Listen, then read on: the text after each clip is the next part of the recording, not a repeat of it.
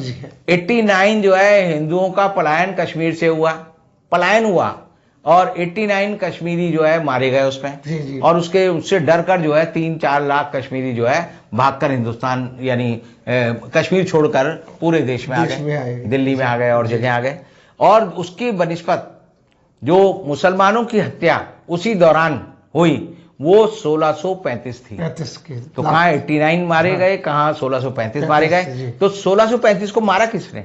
सवाल ये 89 जो हिंदू थे उनके बचे हुए लोगों ने मारा? नहीं, हिंदुओं ने मुसलमानों को नहीं मारा, बल्कि ये मुसलमान कश्मीर से आए आतंकवादियों की वजह से मारे गए। तो सीधी सी बात यह है कि हिंदुओं को भी पाकिस्तानी आतंकवादियों ने मारा और कश्मीरी मुसलमान को भी पाकिस्तानी आतंकवादी ने मारा। और इस बात को छिपाने के लिए भारत सरकार लगी हुई है। भारत सरकार को कोई मंत्री नहीं बोला कि आतंकवादियों ने हमारे लोगों को मारा। भारत सरकार एक तरह से इस फिल्म के माध्यम से पाकिस्तान के गुनाहों को माफ करके हिंदुस्तान के मुसलमान के मुंह पर कालिख लगाना चाहती है।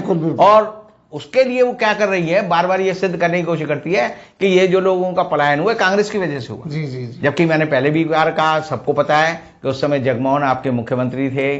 रूबिया शहीद का जब किडनैप हुआ तो उसको छुड़वाने के लिए आरिफ मोहम्मद खान और आई के गुजराल गए थे।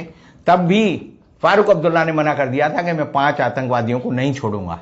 तब केंद्र सरकार ने उनकी सरकार बर्खास्त की और उस समय के जो जगमोहन है उन्हें बाद में अटल बिहारी वाजपेयी ने मंत्री बनाया। और अटल बिहारी वाजपेयी और लाल कृष्ण आडवाणी वीपी सिंह की सरकार को उस समय जब ये सब कांड हो रहे थे तब बाहर से समर्थन दे रहे थे। तो इसके लिए इसका मतलब यह है कि कश्मीरी फाइल देखें आप तो समझ लीजिए इसके लिए जिम्मेदार कौन आदमी है। इसके लिए जिम्मेदार नरेंद्र मोदी है, क्योंकि 89 में नरेंद्र मोदी संघ की तरफ से कश्मीर के मामलों का प्रभारी था। जी, तो नरेंद्र मोदी को सारी बात सब पता है और इसीलिए नरेंद्र मोदी अपनी जान को बचाने के लिए झूठ फैला रहा है कि कश्मीर फाइल में सच दिखाया गया है, बल्कि सच यह है कि कश्मीर फाइल में झूठ और प्रोपेगेंडा दिखाया गया है। और सबसे बड़ा वक्तव्य उस औरत का है, उस आदमी का है, जिसमें फिल्म में दिखाते हैं कि एक औरत के पति को मारा और उसके खून से चावल को रंग कर उसको खिलाया गया। तो उसके भाई ने, जो आदमी मारा गया, उसके भाई ने कहा ऐसी कोई घटना नहीं हुई, ये झूठी घटना है। और ये वैसी घटना है जैसे कसाब के बारे में इनका जो मंत्री वो वकील था वो बार बार बम्बई का वो बार बार कहता था कि कसाब ने बिरयानी मांगी और हम उसे बिरयानी खिलाते थे।